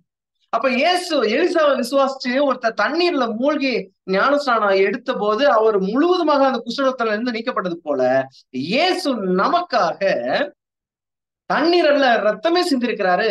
அவருடைய வார்த்தையின்படி நான் விசுவாசத்தினாலே நான் குஷ்டரோகி, விசுவாசத்தினாலே நான் பாவம் செய்த குஷ்டரோகி, உடல் முழுவதும் உள்ள முழுவதும் பாவத்தில் நிறைஞ்சிருக்கிறேன். இப்ப இயேசு என்ற அந்த யோர்தானில் ஓடக்கூடிய அவருடைய திரு ரத்தத்தில் நான் மூழ்கி என்ன பண்றேன்னா 7 முறை ஞானஸ்நானம் எடுக்கிறேன் பை ஃபெய்த். அப்ப இயேசு அவருடைய ரத்தத்தில் மூழ்கினவனை, ரத்தத்தின் மீது விசுவாசம் வைக்கிறவனை, அவருடைய வார்த்தையில் விசுவாசம் வைக்கிறவனை குஷ்டரோகத்திலிருந்து நாகமானை மீட்ட எலிசாவை போன்று இயேசு உள்ளத்தில் குஷ்டரோகியாகிய என்னை, என்னோட குஷ்டரோகத்தை நீக்கி இப்ப என்னவாகிட்டார் அப்படின்னா சிறு பிள்ளை ஆகிட்டார். சிறு பிள்ளை மாம்சத்தை போல எனக்கு 2 வயதுக்கு உட்பட்ட குழந்தை இருக்கு. இந்த குழந்தையுடைய அந்த ஸ்கின், அதனுடைய தோலை சருமத்தை தொட்டு பார்த்தோம் அப்படின்னா அவ்வளவு சாஃப்டா இருக்கு, அவ்வளவு சாஃப்டா இருக்கு. அது தொட்டுக்கிட்டே இருக்கலாம் போல இருக்கு, தூக்கிட்டே இருக்கலாம் போல இருக்கு, கொஞ்சிக்கிட்டே இருக்கலாம் போல இருக்கு. இப்போ ஒருவேளை இவருக்கு சரீரம் நல்லா சுகமானதுக்கு அப்புறம் பக்கத்துல உள்ளவங்க எல்லாம் கொஞ்சம் தொட்டு பார்த்துக்கலாமா அப்படிங்கிற ஆசைப்படுற அளவுக்கு கூட அவ்வளவு சாஃப்ட் அண்ட் டெண்டரா இருக்கும். குழந்தையா மாத்திட்டாரு குஷ்டரோகிய. அந்த மாதிரி இயேசு நம்முடைய பாவத்தின் குஷ்டரோகத்தில் இருக்கக்கூடிய குஷ்டரோகத்தில் இருக்கக்கூடிய நம்மை அவருடைய ரத்தத்தில் விசுவாசம் வைக்கும் போது என்ன வாய்க்கிறாருன்னா ஃபர்கிவ்னஸ் ஆஃப் சின், குழந்தையா மாத்திடுறாரு. நம்ம குஷ்டரோகம் அசுத்தம் எல்லாம் போய் இப்ப சுத்தமாயாச்சு, குழந்தை மனசு. சரி, இப்போ ஃபர்கிவ்னஸ் ஆஃப் சின் ஓகே, இப்போ இதயத்துல மாற்றம் இருக்குமா? இப்போ பாருங்க, குஷ்டரோகம் இருக்கும்போது என்னெல்லாம் இருந்துச்சுன்னா, எலிசாவே எனக்கு உலகத்திலே பிடிக்காத ஒரு நபர் எலிசா. ஹேட்டர்னஸ், கடுங்கோபம், உக்கிரம் அப்படி இருந்துச்சு. இப்ப என்ன பண்றாருன்னு பாக்கணும். இன்னொரு விஷயம் நான் சொல்றேன். எலிசா என்ன சொல்லிட்டாரு அப்படின்னா ஒரு பிரிஸ்கிரிப்ஷன் கொடுத்துறாரு. 7 தரம் மூழ்கி ஸ்நானம் பண்ணவும் உடனே குணமாக்கணும் ஒரு மருந்து சீட்டு மாதிரி அந்த விஷயத்த என்ன பண்ணிட்டாரு, தன்னுடைய ஆட்களை கூப்பிட்டாரு. பொதுவா பாத்தீங்கன்னா ஒரு டாக்டர்கிட்ட போறோம், அந்த டாக்டர் நோயை குணப்படுத்துறாரோ இல்லையோ, சரிங்களா? அந்த நோயை குணப்படுத்துறாரோ இல்லையோ அவருக்கு நம்ம என்ன பண்ணிட்டு வரோம்னா பேமெண்ட்டை கொடுத்துட்டு வரணும். இந்த எலிசா தான்ட்ட கொண்டு வந்தாருல, என்ன கொண்டு வந்தாரு? 1000 தங்க நாணயம், அதுக்கப்புறம் 10 தாளந்து இதெல்லாம் கொண்டு வந்தாரு பாத்தீங்களா? அதெல்லாம் கொடுத்தாரா அப்படின்னு பாத்தீங்கன்னா கொடுக்கல. கொடுக்கறத பத்தி யோசிக்கவே இல்லை. ஏன்? இதெல்லாம் ஒரு பிரெஸ்கிரிப்ஷன், இதுக்கு பேமெண்ட் வேற பண்ணுவாங்களாங்கிற அளவுக்கு அவர் இருந்தார். he don't have the heart of giving. எலிசாவுக்கு பில் பே பண்ற தாட்லாம் அவருக்கு இல்ல. எலிசாவின் மீது கோபமும் உக்கிரமும் இருந்துச்சு, குஷ்டரோகம் இருந்துச்சு. இப்போ பாருங்க, விசுவாசம் அவரை குஷ்டரோகத்தை நீக்கிடுச்சு. இப்போ அவர் இதயத்துல மாற்றம் இருக்கான்னு பார்ப்போமா? அதை வாசிப்போமே. 15வது வசனம் வாசிக்கிறேன். அப்பொழுது அவன் தன் கூட்டத்தோட எல்லாம் தேவனுடைய மனுஷனிடத்திற்கு திரும்பி வந்து அவனுக்கு முன்பாக நின்று, தேவனுடைய மனுஷனுக்கு முன்பாக நின்று, இதோ இஸ்ரவேலில் இருக்கிற தேவனை தவிர பூமி எங்கும் வேற தேவன் இல்லை என்பதை அறிந்தேன். இப்போதும் உமது அடியேன் கையில் ஒரு காணிக்கையை வாங்கி கொள்ள வேண்டும் என்றார். பாருங்க, போயிட்டு அவர் திரும்பி வராரு. இப்போ என் ஊருக்குள்ள இஸ்ரவேல் தெய்வத்தை தவிர வேற தெய்வமே இல்லை. என்னங்க கற்பனையை ஒப்பிக்கிறீங்க?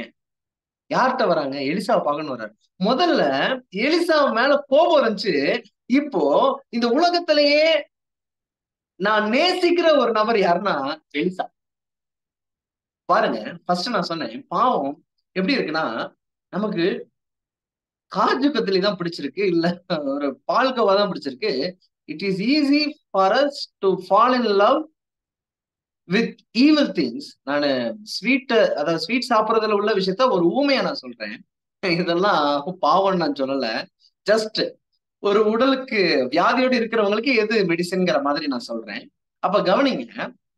அப்ப சின்ஃபுல் திங் வந்து பாவ விஷயங்கள் எனக்கு ஈர்ப்பாக இருந்தது. அது சாக்லேட் மாதிரி இனிப்பா இருந்துச்சு. அதான் எனக்கு விருப்பமா இருந்துச்சு. ஆனா இயேசு என்னவா மாத்துவாருன்னு நான் சொன்னேன் அப்படின்னா, பாவத்தின் மீதான ஈர்ப்ப பகையா மாத்திருவாரு. ஆனா நன்மையான விஷயம் முன்னாடி பகையா இருந்துச்சு, இப்ப ஈர்ப்பா மாத்துவாருன்னு சொன்னேன். இதுதான் நீதிமான் ஆகுதல் நீதிமான் போது ஏற்படக்கூடிய ஒரு விஷயம். இப்போ முன்னாடி நன்மை செய்யக்கூடிய எலிசா எனக்கு என்னவா இருந்தாருன்னா, கோபம் உடையவரா எனக்கு பிடிக்கல. ஆனா இப்போ அவரைதான் எனக்கு பிடிச்சிருக்கு. அவரைதான் எனக்கு பிடிச்சிருக்கு. இப்போ முன்னாடி கொடுக்கணுங்கிற எண்ணமே இல்ல. இப்போ நான் ஏதாவது கொடுக்கணுமா? 10 தாளந்தையும் கொடுத்துடலாமா? 1000 தங்க காசையும் கொடுத்துறவா? மாற்று வஸ்திரங்களை கொடுத்துறவா? நான் என்ன பண்ணணும்? நான் ஏதோ I want to do something for you. உங்களுக்கு ஏதாவது நான் செய்யணும்னு நினைக்கிறேன். எனக்கு எனக்கு இது பண்ணுங்களேன். முன்னாடி கொடுக்கணுங்கிறத பத்தியே பேசாத மனுஷன் டிசையர் ஃபார் கிவிங், கொடுக்கணுங்கிற மனசு வந்துருச்சு. முன்னாடி எலிசாவை வெறுத்த மனுஷன் desire for loving good person. ஒரு நல்ல மனுஷன் தேவ மனுஷனை நேசிக்கிற இதே வந்துச்சு. உதாரணம் ஒரு எக்ஸாம்பிள் சொல்றேன். நமக்கு நம்ம பாவ குஷ்டரோகம் நீக்கப்பட்டு இயேசுவின் ரத்தத்தின் மீதான விசுவாசத்தினால் நாம குழந்தையா மாறும்போது, முன்னாடி பைபிள் படிக்கவே பிடிக்கல, ஹேட்ரடா ஒரு பகையா இருந்துச்சு. I don't have a good desire for reading Bible. எனக்கு ஒரு பைபிள் படிக்கிறதுக்கான வாஞ்சை இல்லை, ஜெபம் பண்றதுக்கான வாஞ்சை இல்லை, பர்சனலா உபவாசம் இருக்கிறதுக்கான வாஞ்சை இல்லை, ஆல் நைட் பிரேயர் அட்டன் பண்ண வாஞ்சை இல்லை, மத்தவங்களுக்கு கொடுக்கணும் உதவி செய்யணுங்கிற வாஞ்சை இல்லை, தசம்பகம் வைக்கிறதன் மீதான வாஞ்சை இல்லை, மற்றவர்களுக்கு ஆறுதல் சொல்லணுங்கிற வாஞ்சை இல்லை, மத்த ஆத்மாவின் மீதான பாரத்தின் மீதான வாஞ்சை இல்லை.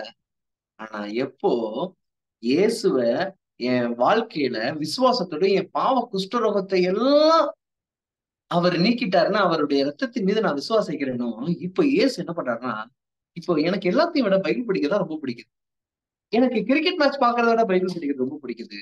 எனக்கு படம் பாக்குறத விட பைபிள் படிக்கிறது ரொம்ப பிடிக்குது. எனக்கு மத்த புரணி பேசுவதை விட ஜெபம் பண்றது எனக்கு ரொம்ப பிடிக்குது. எனக்கு எனக்கு மற்ற காரியங்களை செய்வதை விட ஊழியம் செய்யறது ரொம்ப பிடிக்குது. மற்ற வீண் பேச்சு பேசுறதை விட ஆறுதல் யாருக்காவது சொல்ல மாட்டோமாங்கிறது பிடிக்குது.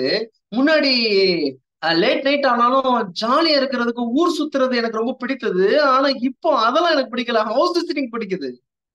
That is the desire that God puts in our heart when we have faith in the blood of Jesus. இயேசுவின் ரத்தத்தின் மீதான அந்த விசுவாசம் நமக்கு வைக்கப்படும் போது பாவத்தின் குஷ்ரோகம் மட்டும் நீக்கப்படல, the desire for doing good, அந்த வாஞ்ச நமக்கு கொடுக்கப்படுது. இந்த எக்ஸ்பீரியன்ஸ் நம்ம அடைஞ்சிருக்கோம். எவ்வளவு சிந்தனைக்குரிய ஒரு விஷயமா இருக்கு. இந்த விஷயத்த நம்மள ஃபர்கிவ்னஸ் ஆஃப் சின், அந்த பாவ மன்னிப்பு நம்ம பெற்றுக்கொள்ளும் போது குழந்தையா மாறிட்டோமா. குழந்தைய பாத்தீங்கன்னா முரட்ட ஆளுங்கன்னா பக்கத்துலயே வர பயப்படுவான். குழந்தைன்னா தொட்டு தூக்கி கொஞ்சம் நினைப்பான். நம்ம கூட இருக்கிறவங்களா நம்ம கூட எப்பவுமே இருக்கணும்னு ஆசைப்படுற அளவுக்கு நம்ம குழந்தையா இருக்கிறோமா. அந்த குழந்தை பாருங்க, முன்னாடி வெறுப்பா இருந்துச்சு எலிசா மேல, இப்போ அன்பு கூற ஆரம்பிச்சிச்சு. என்னங்க நான் செய்யலாம்? உங்க கூட டைம் ஸ்பெண்ட் பண்ணலாமா? உங்க கூடவே இருந்துடலாமா? இல்ல உங்களுக்கு நான் எதுவும் கொடுத்துட்டு போறேனே. எவ்வளவு வாஞ்சியா இருந்திருப்பார்ல. எவ்வளவு பெரிய டிரான்ஸ்பார்மேஷன். இன்னும் ஒரு சில இந்த டிரான்ஸ்பார்மிங் எக்ஸ்பீரியன்ஸ உள்ள போன அந்த டிசையர் மாறின நபர்கள்ல இன்னும் ஒரு சிலரை ஒரு வசனங்களை மட்டும் சொல்லி முடிக்கணும்னு ஆசைப்படுறேன். உதாரணத்துக்கு யோவான். சரிங்களா? யோவான் இயேசுடைய சீஷர்கள் ஒரு. இந்த யோவானுடைய வீக்னஸ் பாத்தீங்க அப்படின்னா ஜான். இந்த ஜானுடைய வீக்னஸ் பாத்தீங்கன்னா, ஒரு முறை சமாரியா பட்டணத்தின் வழியா எருசலேமுக்கு போனோம்னு ஜீசஸ்க்கு வேலை இருந்த போது, சமாரியா வழியா எருசலேமுக்கு போறாரா அப்படின்னு சொல்லிட்டு நாங்க ஊருக்குள்ள விட மாட்டோம்னு சொல்லிட்டு யாரு புறக்கணிச்சிட்டாங்கன்னா, இந்த சமாரியர்கள் புறக்கணிச்சிட்டாங்க. அப்ப யோவான் கேக்குறாரு, எளிய வானத்துல இருந்து அக்கினி இறக்கி அழிச்சது போல இந்த சமாரியா பட்டணத்தை மக்களை அழிச்சிடவா அப்படின்னு சொல்லி கேட்கிறாரு. அக்கினி இறக்கி அழிச்சிடவா அப்படின்னு. இதனால அவருக்கு ஒரு பேர் வைக்கலாம்னு நினைச்சேன். அக்கினி சீசன் யோவான்னு பேர் வைக்க. அக்கினி இறக்கி அழிச்சிடவான்னு சொல்லி நினைச்ச ஒரு நபர். இந்த நபரை ஆண்டவர் என்னவா மாத்தினாரு? The transforming experience that he has என்னவா இருந்துச்சு தெரியுமா? நான் உங்களுக்கு சொல்றேன். இந்த யோவான் தான் யோவான் சுவிசேஷ புஸ்தகத்தை பண்ணாரு. 1 யோவான், 2 யோவான், 3 யோவான், பிற்பாடு வெளிப்படுத்துற விசேஷ புஸ்தகம் 5 புஸ்தகம் எழுதியிருக்காரு புதிய ஏற்பாட்டுல. அந்த 5 புஸ்தகத்துல அக்னிங்கிற வார்த்தைய அவர் அக்னி இறக்கி அழிச்சிடலாமான்னு சொன்ன ஒரு நபரு அன்புங்கிற வார்த்தை எத்தனை முறை பயன்படுத்திருக்காருன்னா 84 முறை பயன்படுத்திருக்காரு. What a transformation it is. அக்னி இறக்கி மக்களை அழிச்சிடலாமான்னு நினைச்ச ஒரு நபரு அன்புங்கிற வார்த்தையை 84 முறை பயன்படுத்திருக்கிறாரு. வாயில இருந்து அன்புங்க சகோதர இடத்துல காட்டுறது அன்பு அப்படி சொன்னவர். இதுல எக்ஸ்ட்ரீமா ஒரு விஷயம் சொல்றேன். இந்த அன்பை பத்தி பேசின ஆளு எவ்வளவு எக்ஸ்ட்ரீமா பேசிருக்காரு நான் சொல்றேன். ஒரு வசனம் வாசிச்சிடலாம். 1 யோவான் 3:16 வாசிக்கிறேன். அவர் தம்முடைய ஜீவனை நமக்காக கொடுத்ததினாலே அன்பு இன்னதென்று அறிந்திருக்கிறோம். அவர் நமக்காக உயிர் கொடுத்தனால அன்பு என்னன்னு தெரியுது. நாமும் சகோதரருக்காக ஜீவனை கொடுக்க கடனாளிகளா இருக்கிறோம். கடனாளியா? மத்தவனுக்கு ஜீவனை கொடுக்கணும்னா நம்ம தியாகம் நினைச்சுக்கிட்டு இருக்கோம். இயேசுவை ஏத்துக்கிட்ட எல்லாருக்கும் இது கடமையா, கடனாளியா. It is not something sacrifice that we are doing. It is a mandatory thing for a person who accepts Jesus.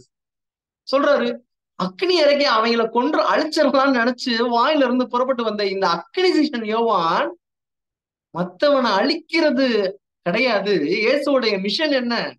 மத்தவனிடத்த அன்பு காட்டுவதுதான் மிஷன். அந்த அன்பு காட்டுறதுல நம்ம அழிந்து போனாலும், நாம ஜீவன் விட்டாலும், நாம கொலை செய்யப்பட்டாலும் இப்படிப்பட்ட அன்பை கொடுக்கறதுக்கு, ஜீவனை கொடுக்க கடனாளிகளா.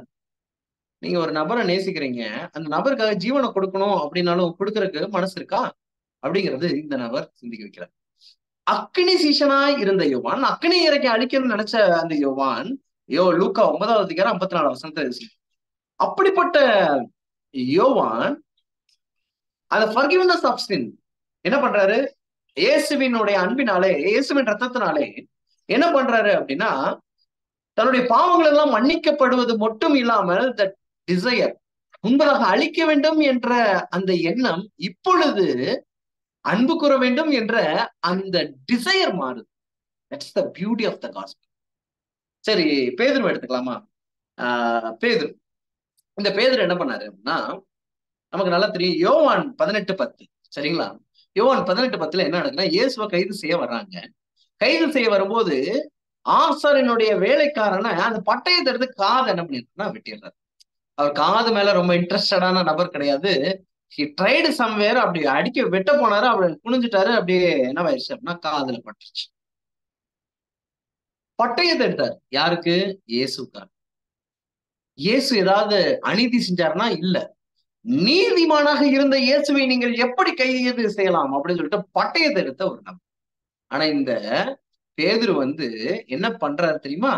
இந்த பேதுரு எழுதின நிருபம் 1 பேதுரு 2 பேதுரு. இந்த 1 பேதுரு 2 பேதுருல பாத்தீங்கன்னா, 1 பேதுருவை மட்டும் எடுத்து நான் சொல்ற விஷயத்த ட்ரை பண்ணி பாருங்க.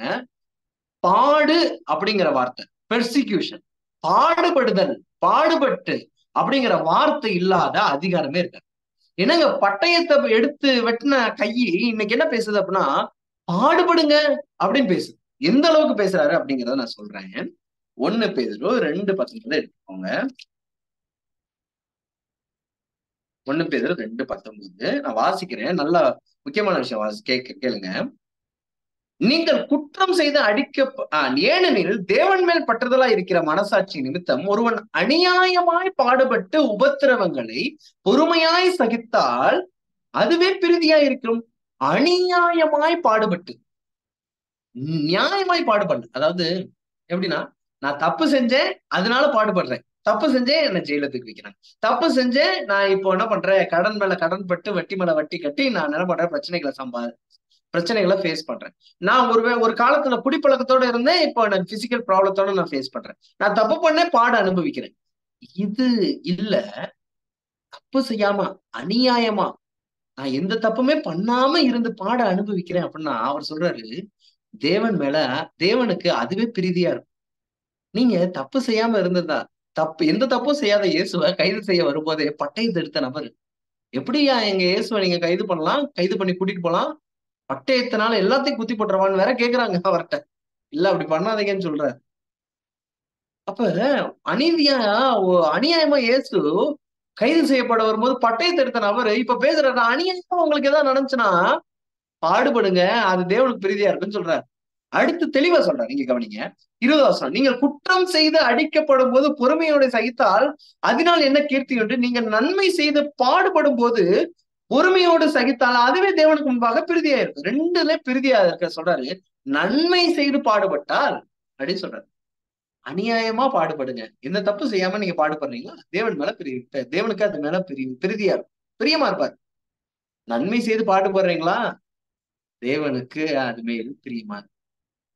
எப்படி பாத்தீங்கன்னா பாருங்க, அநியாயமா ஒரு விஷயம் நடக்குது, தாங்கிக்க முடியல, கத்தி எடுத்த நபர் இயேசுடைய அந்த forgiveness of sin, அந்த இயேசுவின் ரத்தத்தினால் கிடைக்கக்கூடிய பாவ மன்னிப்பை பெற்றுக்கொண்ட அந்த மனிதனுக்கு முன்பதாக அநியாயமாய் ஏதாவது நடந்தால் கத்தி எடுக்க வேண்டும் என்ற அந்த வாஞ்சை இப்பொழுது அநியாயமாய் நடந்தால் பட்டயத்தை எடுக்காதீர்கள், பாடுபடுங்கள் என்று நீங்கள் நன்மை செய்து பாடுபட்டால் தேவனுக்கு பிரியமாயிருக்கும் என்று சொல்கிறார்.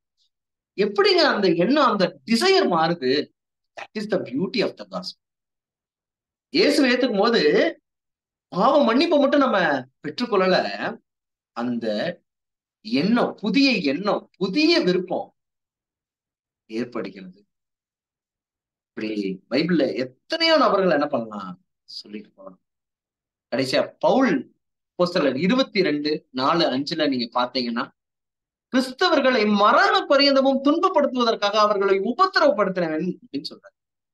ஆனா 2 கொரிந்தியர் 1:8, 2 கொரிந்தியர் 7:4 வாசிச்சீங்கன்னா, யார ஒரு காலத்துல மரண பரியந்தமும் துன்பப்படுத்தணும், மரண பரியந்தமும் உபத்திரவப்படுத்தணும், பொல்லாப்பு செய்யணும்னு நினைச்சாரோ, அப்படிப்பட்ட நபர் இயேசுவை ஏற்றுக்கொண்டவர்களை உபத்திரவப்படுத்தின, கொலை செய்த, மரண பரியந்தமும் துன்பப்படுத்தின, பொல்லாப்பு செய்த ஒரு நபர், அவங்கள வெறுத்த நபர், கிறிஸ்தவர்களையே வெறுத்தார்.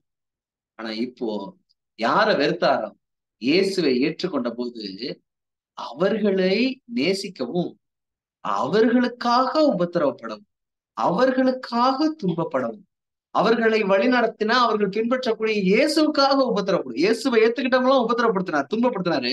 இப்போ இயேசுவுக்காக துன்பப்பட, இயேசுக்காக உபத்திரவப்பட தன்னுடைய டிசையர் ஆஃப் ஹார்ட், இதயத்தின் வாஞ்ச அப்படியே மாறிடுச்சு.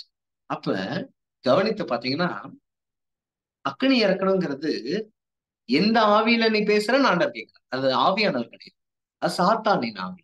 அது சாத்தானுடைய எண்ணம். அழிக்கணுங்கிறது சாத்தானுடைய எண்ணம். அப்ப மனுஷகுமாரனை அழிப்பதற்காக வரல, ரட்சிக்கவே வந்தேன்னு சொல்லி.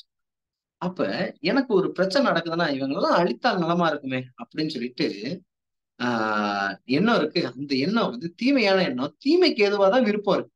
ஆனா இயேசு ஏத்துக்கிட்டதுக்கு அப்புறம் தீமையின் மீதான பகை ஏற்படுகிறது.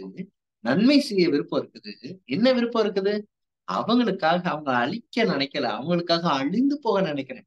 அவங்களுக்காக நான் ஜீவனை கொடுக்க விரும்புறேன். அவங்களுக்காக நான் கொலை செய்யப்படவும் ஒப்பு கொடுக்குறேன். அதுதாங்க அன்பு. அந்த அன்பு தானங்க அவரு ஜீவனை கொடுத்த அன்பு இன்னதென்று நமக்கு காண்பித்திருக்கிறாருன்னு சொல்லிட்டு, அக்கினியை பற்றி பேசினவன், பாவத்தின் மீதான ஈர்ப்பு கொண்டிருந்தவன், இப்பொழுது அன்பின் மீது, நன்மையின் மீது ஈர்ப்பு கொண்டிருக்கிறவனா இருக்கிறான். இயேசுவை ஏற்றுக்கொள்ளும் போது அவர் பாவத்தை மன்னிக்கிறார், நம்மை நீதிமானாக்குகிறார் என்பது இருந்தாலும் அதில் மற்றொரு படிநிலை, Jesus is transforming our desires, நம்முடைய இதயத்தின் எண்ணங்களை மாற்றுகிறார், அதை தூய்மைப்படுத்துகிறார், சுத்தப்படுத்துகிறார். இப்ப பாத்தீங்கன்னா அப்படிப்பட்ட விஷயம். அப்ப உங்களுக்கு இந்த அனுபவத்தை நீங்க கடந்துட்டீங்களா? இந்த எண்ணங்கள் வந்துச்சா? அநேக நேரத்துல இப்ப நான் செஞ்ச பாவத்தெல்லாம் மன்னிச்சங்க ஆண்டவரே ஸ்தோத்திரம், அது மட்டும் தானா? இல்ல டிசைர் எல்லாம் மாறிடுச்சா? நல்லா கோவப்பட்டுக்கிட்டு இருந்தேன், இப்பெல்லாம் கோவப்படுறது இல்ல. முன்னாடி மனைவியும் பிள்ளையும் கொஞ்சம் வெறுக்கிற சுபாவம் இருந்துச்சு, எனக்கு இப்ப அப்படி இல்ல. இப்போ முதல்ல பொறுமையே இல்லாம கடுங்கடுன்னு இருந்தேன், இப்ப அப்படி இல்ல. முன்னாடி கெட்ட வார்த்தை எல்லாம் கூட பேசினேன், இப்ப அப்படி இல்ல. முன்னாடி எனக்கு பைபிள் படிக்கவே பிடிக்காது, ஆனா இப்ப அப்படி கிடையாது. முன்னாடி எல்லாம் உதவி செய்யறதுக்கே எனக்கு பிடிக்காது, இப்ப அப்படி கிடையாது. முன்னாடி எனக்கு போகதான் அப்படின்னு சொல்லி நினைப்பேன், இப்ப அப்படி கிடையாது. முன்னாடி எனக்கு என்னுடைய ஆரோக்கியத்தை தான் பார்ப்பேன், அப்படி கிடையாது. இப்ப மத்தவங்க ஆரோக்கியத்தையும் நான் கவனிக்க முயற்சிக்கிறேன். இப்ப முன்னாடி எல்லாம் என்னதான் புரிஞ்சுக்கணும், என் சுச்சுவேஷன் தான் அப்படின்னு நினைப்பேன், இப்போ மத்தவங்களே புரிஞ்சுக்க ஆசை. Did Jesus transformed your heart? உங்க இதயத்தை இயேசு மாத்திட்டாரா? அப்படின்னா, அப்படி இல்லாட்டினாலும் இன்றைக்கான நேரம் உங்களுடைய நேரம். நாகமானை நாகமான் தன்னுடைய குஷ்டரோகத்தை உணர்ந்து வந்தது போல. நாகமான் பாத்தீங்கன்னா அந்த படைத்தளபதியா, ட்ரெஸ் எல்லாம் பாத்தீங்கன்னா ஃபிட்டிங்ஸ், அவுட் ஃபிட்டிங்ஸ் எல்லாம் ரொம்ப பக்காவா கூட இருந்திருக்கலாம். ஆனா அந்த மனுஷனுக்கு உள்ளுக்குள்ள இருந்த குஷ்டரோகம் அவருக்கு மட்டும் தான் தெரியும். when someone sees him, ஒருவேளை படைத்தளபதியோடைய ஒரு ட்ரெஸ் போட்டிருந்தா இந்த நபரை ஒருவேளை பாக்குறதுக்கு நல்ல நபரை போல தெரியலாம். ஆனா உள்ளுக்குள்ள உள்ள குஷ்டரோகம் அவருக்கு மட்டும் தான் தெரியும். ஒருவேளை மாதவன் ஒரு நல்ல பிரீச்சர், நல்ல ஊழியக்காரர் அந்த மாதிரி இருக்கலாம். மாதவனுடைய குஷ்டரோகம் மாதவனுக்கு. ஆனா எப்பயுமே நான் ஒரு நாகமணி கொண்டு ஒரு குஷ்டரோகின்னு ஆண்டவர் நம்ம போகும்போது, ஆண்டவர் என்ன பண்றாரு? நம்மள குழந்தையா மாத்துறாரு. நாமளும் தினமும் என்ன பண்ணலாம் அப்படின்னா, we can experience the justification experience daily. தினமும் காலைல போயிட்டு, ஐயா நான் தான் அந்த நாகம்மான்னு சொல்லிட்டு ஆண்டவர்ட்ட ஒப்பு கொடுக்கும்போது, உங்க ரத்தத்துல நான் ஸ்நானம் பண்ணணும்னு காலையிலேயே 7 தரம் ஸ்நானம் பண்ண நாகம்மனை போல ஒரு குழந்தையா புதிய வாஞ்சியோட, புதிய விருப்பங்களோட தினமும் நம்ம தொடங்கலாம். We can experience the name and experience every day by justification, by faith in Jesus. இயேசுவின் மீதான விசுவாசத்தினாலே அனுதினமும் புதிய குழந்தையாய் நீதிமானாக்கப்படும் அனுபவத்திற்குள்ளாக புதிய வாஞ்சியோடு நாம் பிறக்கலாம். அதற்கு நாகமான், யோவான், பேதுரு, பவுல், இன்னும் எத்தனையோ திரளான சாட்சிகள் வேதத்தில் இருக்கிறது. அதற்கு நாமும் சாட்சிகளாய் மாறவே இந்த தொடர். தேவன் கொடுத்த நல்வாய்ப்புக்காக நன்றி. ஆமேன், ஆமேன். ஒரு சிறு ஜெபம் செய்வோம். கிருபை நிறைந்த நல்ல ஆண்டவரே, நல்ல வார்த்தைக்காக நன்றி. இந்த வார்த்தையை பெற்றுக்கொள்வதற்கு எல்லளவும் நான் தகுதி இல்லாதவன். ஆயினும் நீர் என் ஜெபத்தை கேட்டு பதில் தந்து உயிருள்ள வார்த்தைகளை உம்முடைய பிள்ளைகள் கேட்கத்தக்கதாக ஆசீர்வதித்த தயவுக்காக கோடான கோடி நன்றி ஆண்டவரே. நீர் எங்களோடு கூட இரும். இந்த ஓய்வு நாள் முழுவதுமாக உமக்கு பிரியமானவைகளை செய்ய கிருபை செய்யும். எங்களுக்கு இயற்கையாகவே எங்கள் சுபாவம் நன்மை செய்வதிலே விருப்பம் கொள்வது இல்லை, தீமை செய்வதில்தான் வாஞ்சியாகவும் விருப்பம் கொள்கிறதாகவும் இருக்கிறது. ஆனால் அந்த தீமையான சுபாவத்தின் மீதான பகை, வெறுப்பை எங்கள் இதயத்தில் போட்டு நன்மை செய்வதற்கான வாஞ்சையை ஏற்படுத்த ஒரு மிகப்பெரிய அற்புதம், குழந்தையாக மாற்றின நாகமானின் அற்புதம், குஷ்டரோகியின் வாழ்க்கையில் நடந்த அற்புதம் எங்கள் வாழ்க்கையிலும் நிறைவேற்றப்படுவதாக இயேசுவின் நாமத்தினாலே ஜெபிக்கிறேன் ஜெப நல்ல பிதாவே. ஆமேன், ஆமேன், ஆமேன், ஆமேன்.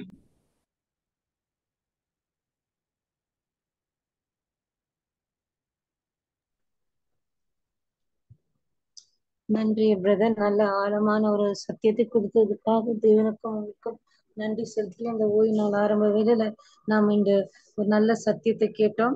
தேவன் தாமே சகோதரர் பீட்டர் மாதவன் தேவன் ஆசீர்வதிப்பாராக. குழு சார்பாக நன்றி தெரிவிக்கிறேன். இப்போது இந்த கூட்டத்தின் நிறைவு பாகத்துக்கு வந்திருக்கிறோம். இன்றைய வாக்குறுதி வசனம், இதை வாசிக்கும்படி நம்ம மத்தியில் இருக்கும் சந்திரமோகனுக்கு மாலை வணக்கம், ஓய்வு நாள் வாழ்த்துக்கள். சொல்லப்போனா மேட்சிங் த ஃபாலோவிங் மாதிரி பிரதர் பாஸ்டர் சொன்னாரு. ரியலி நம்ம எந்த வாஞ்ச வேணும். எனக்கெல்லாம் அந்த ஜூம் மீட்டிங்ல வரணும், கேட்கணும். ஒரு காலத்துல படம் பார்க்கணும் ஓடுவேன், சினிமா படம், மார்னிங் ஷோ, மெட்னி ஷோ எப்படி. ஆனா இந்த நேரத்துல அந்த படம் வந்து நம்ம தேவ கிறிஸ்தவ படமோ செய்திகள் எனக்கு ரொம்ப இன்ட்ரெஸ்ட். ஜூம் எல்லா மீட்டிங்ல போவேன். நம்ம அட்வென்டிஸ்க்கு பிக் சல்யூட். நல்ல வார்த்தைகள், ஸ்ட்ராங்கான வார்த்தைகள் வரும். வேற எந்த சபையில உங்களுக்கு கிடைக்காது. நான் எழுதி கொடுப்பேன் எங்கனாலும். நம்ம அந்த வாஞ்சு எப்படிலாம் இருந்தாங்க அந்த அந்த டயத்துல சீசர்கள். பீட்டரை பாருங்க, எப்படி கோவம் வந்தா எப்படி ஒரு வால் எடுத்துட்டு அடிக்க போயிட்டாரு பாருங்க. இதுதான் அந்த வாஞ்சி இருக்கணும். அந்த வாஞ்சி இருந்தது நம்ம நல்லா இருந்தது. ஒரு நல்ல ஒரு message. Really I love to hear. நம்ம யூடியூப்ல எல்லாம் ஷேர் பண்ணுங்க, நல்லா இருக்கு. அந்த 2 minutes வீடியோ எல்லாம் ரொம்ப ரேரா அப்படி கிடைக்காது எங்கேயும். இப்படிப்பட்ட ரகசியமான வார்த்தைகள் பீட்டர் மாதவன் மூலமாக நம்மளுக்கு வெளிவருது. அவருக்கா ஜெபம் பண்ணுங்க, ஊழியத்தை தாங்குவோம். இதுதான் தேவனுடையது. தேவன் தொடர்ந்து உங்களை ஆசீர்வாதம் பண்ணுவாராக. பாஸ்டர், உங்க ஊழியம் மேலும் மேலும் நல்லா நடக்கணும். எங்களுடைய ஜெபங்கள் உங்களுக்கு இருக்கு. இப்பொழுது வாக்குறுதி வசனமானது ரோமர் 6:22 இட் ரீட்ஸ், இப்பொழுது நீங்கள் பாவத்தினின்று விடுதலாக்கப்பட்டு தேவனுக்கு அடிமைகளா இதனால் பரிசுத்தமாகுதல் உங்களுக்கு கிடைக்கும் பலன் முடிவோ நித்திய ஜீவன். அதான் பாஸ்டர் சொன்னாரு, நம்ம வந்து கசப்பான ஊற்று தான் நம்ம ஒரு இருதயத்துல வருது. அந்த நல்ல ஊற்று ஊறதுக்குன்னா ரொம்ப கஷ்டம். கரெக்டா ஒரு வேர்டு சொன்னார், ரொம்ப பியூட்டிஃபுல் பாயிண்ட். அது நம்ம அன்றாட வாழ்க்கையில இருக்கு. தொடர்ந்து ஜீவ ஊற்ற வரைக்கும் நம்ம முயற்சி பண்ணுவோம். தேவனை பற்றிக் கொள்வோம். தேவன் உங்களை ஆசீர்வாதம் பண்ணுவாராக. ஆமென். ஆமென். நன்றி அங்கிள்.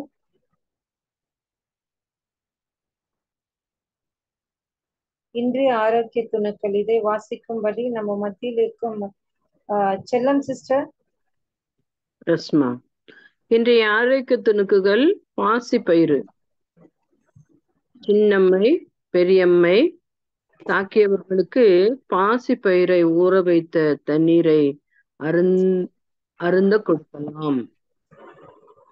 சின்னம்மை பெரியம்மை வந்தவங்களுக்கு இந்த பாசிப்பயிரை ஊற வைத்த தண்ணீரை குடிக்க கொடுக்கலாமா. அதே போல கால்ரா, மலேரியா, டைபாய்டு போன்ற நோயுடையவர்களுக்கு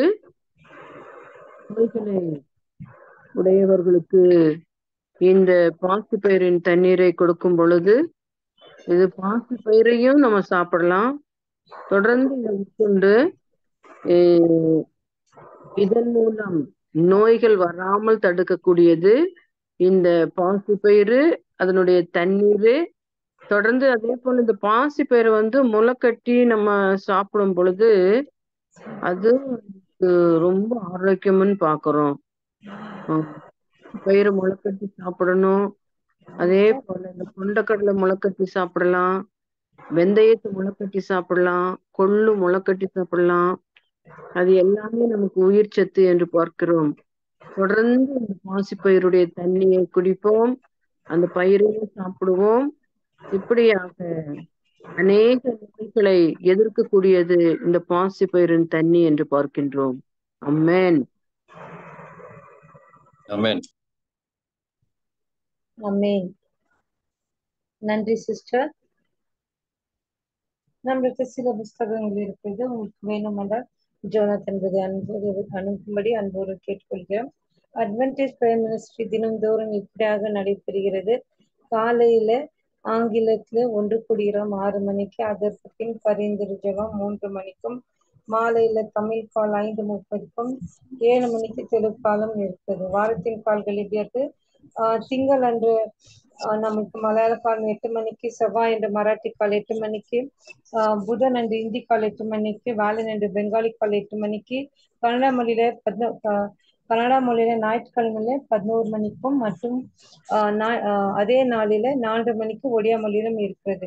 சர்வதேச கால்கள் இப்படியா இருக்குது. ஓய்வு நாள் அன்று நேபாளி கால் 4 மணிக்கும், ஞாயிற்றுக்கிழமை ஆப்பிரிக்கா கால் 9:30க்கும், செவ்வாய் அன்று பிரான்ஸ் கால் 10:30க்கும், மயன்மார் கால் அதிகாலையில வெள்ளி அன்று 5 மணிக்கும், அசாமி கால் ஓய்வு நாள் அன்று அதிகாலையில 5 மணிக்கும் நடைபெறுகிறது. இந்த எல்லா காலுக்கும் ஒரே ஜூம் ஐடியா இருக்கிறது. வாருங்கள், வந்து தேவ ஆசீர்வாதம் பெற்றுக்கொள்ளுங்கள். பங்கு பெற்ற அனைத்து தேவ பிள்ளைகளும் தேவன் ஆசீர்வதிப்பாராக. இன்னைக்கு காமிச்ச அந்த 2 minutes வீடியோவை எனக்கு கொஞ்சம் அனுப்பிடுங்க வாட்ஸ்அப். கண்டிப்பா அங்கிள். சிஸ்டர் அனிதா ஜோ பண்ணுங்க, அவங்க கொஞ்சம்